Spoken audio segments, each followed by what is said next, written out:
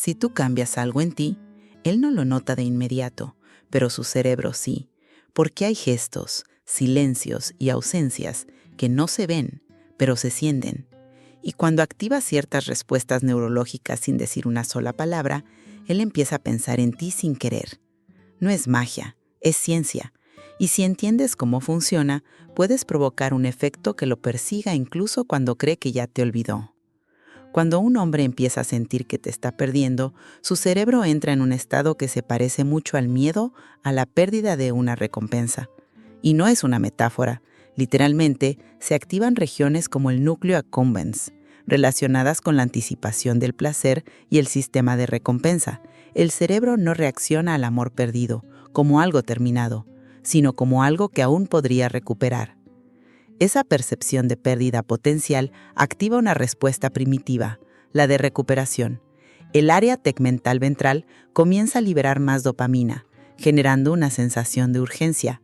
No es amor puro lo que se activa en ese momento, es impulso, es necesidad, es una alerta de que algo valioso se está alejando, y muchas veces ese disparador es más fuerte que el deseo inicial.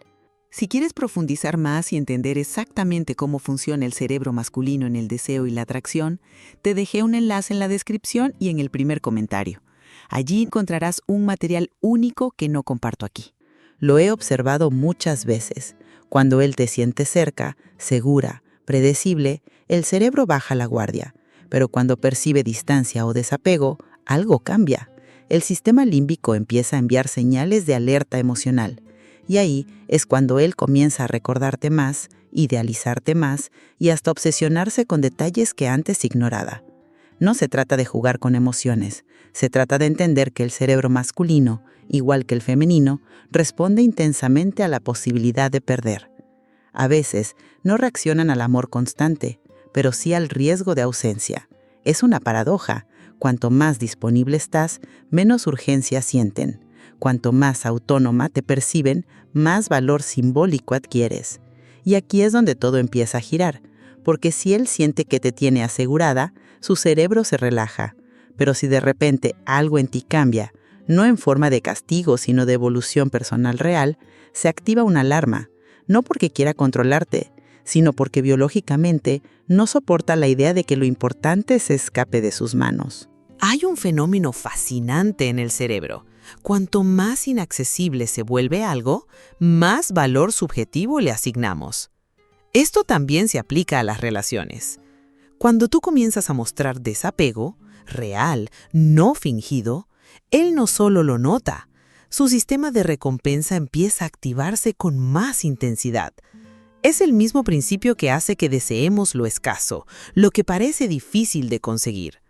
La corteza prefrontal empieza a trabajar más cuando siente que necesita interpretar señales nuevas. Tu desapego introduce ambigüedad, y la ambigüedad es gasolina para el deseo. Él ya no puede predecirte. No sabe si estás ahí o si ya no. Esa incertidumbre lo mantiene mentalmente conectado contigo, incluso si no quiere admitirlo. El cerebro detesta no tener certeza. Cuando estás muy disponible, muy presente, su mente se acostumbra.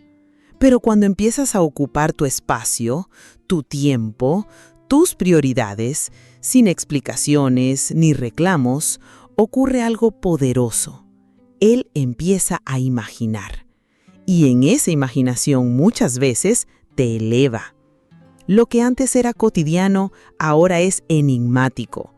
Lo que era seguro, ahora es deseable. Y eso no se elige, se dispara automáticamente. Lo más curioso es que este tipo de deseo no se activa por lo que haces para gustarle, se activa por lo que dejas de hacer.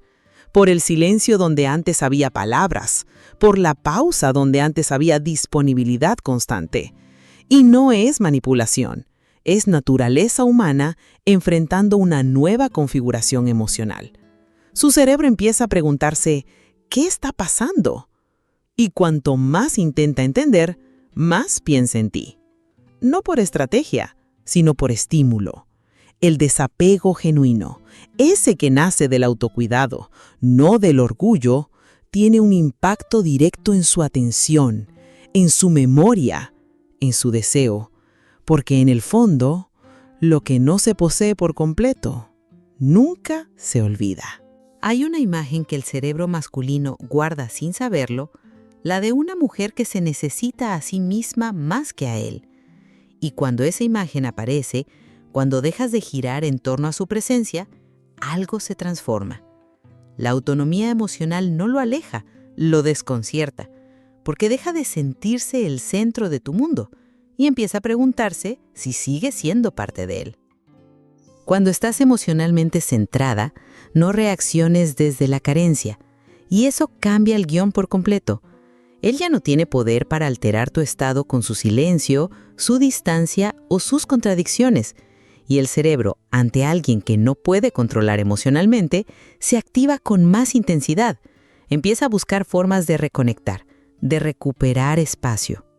Desde la neurociencia, sabemos que la autoestima estable y la autosuficiencia emocional generan un tipo de atracción distinta, menos basada en necesidad y más en misterio.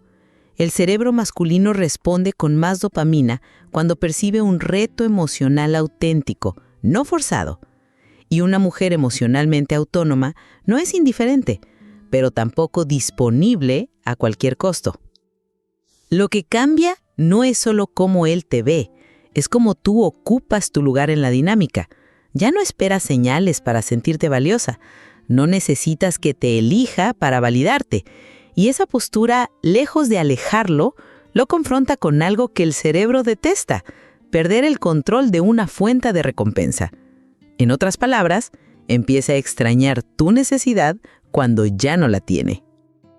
Así es como muchas veces, sin buscarlo, reconfigura su percepción, porque ya no estás vibrando desde la espera, sino desde la elección. Y eso lo obliga a elegir también, no por presión, sino porque su mente ya no puede encasillarte en lo seguro. Y cuando dejas de ser predecible, se vuelve inevitable pensarte diferente. Nuestro cerebro está diseñado para valorar lo que escasea. Es un principio evolutivo que asegura que prestemos atención a los recursos limitados. Y aplica también al mundo emocional. Cuando tú te retiras, cuando dejas de estar siempre disponible, tu presencia se convierte en un recurso escaso. Y eso cambia todo en la forma en que él te percibe. No eres menos, eres más valiosa. En estudios de neuroeconomía, se ha demostrado que la simple percepción de escasez aumenta la actividad del sistema de recompensa. Lo que antes era cotidiano, ahora parece exclusivo. Lo que era constante, ahora es raro. Y su cerebro comienza a darle más importancia no porque tú cambiaste esencialmente, sino porque ahora ya no estás. Y lo que no se tiene, se idealiza. Este mecanismo también activa la memoria selectiva.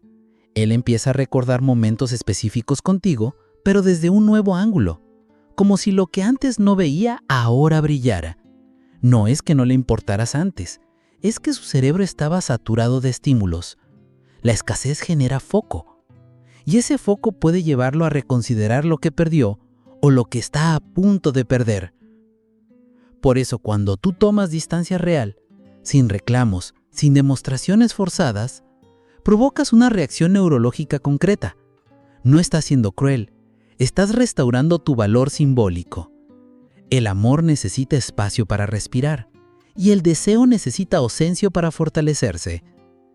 Es en la falta donde él empieza a entender el impacto de tu presencia. Y no necesitas explicarlo. El cerebro hace el trabajo por ti, porque la ausencia, cuando es firme y auténtica, no se interpreta como desinterés, se vive como una señal de rareza.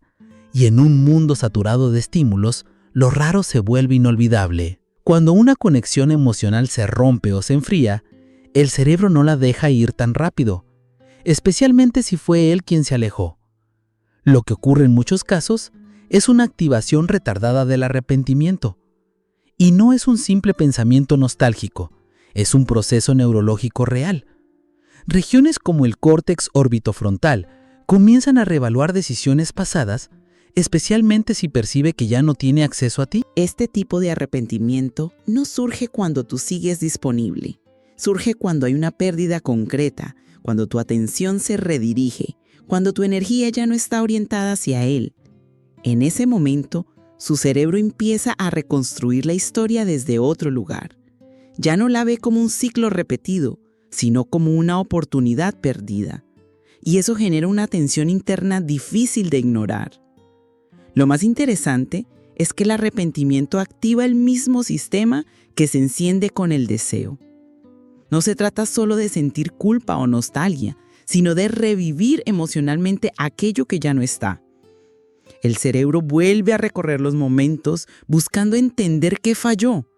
Y en ese recorrido, el recuerdo de ti se vuelve más intenso, más pulido, más simbólico.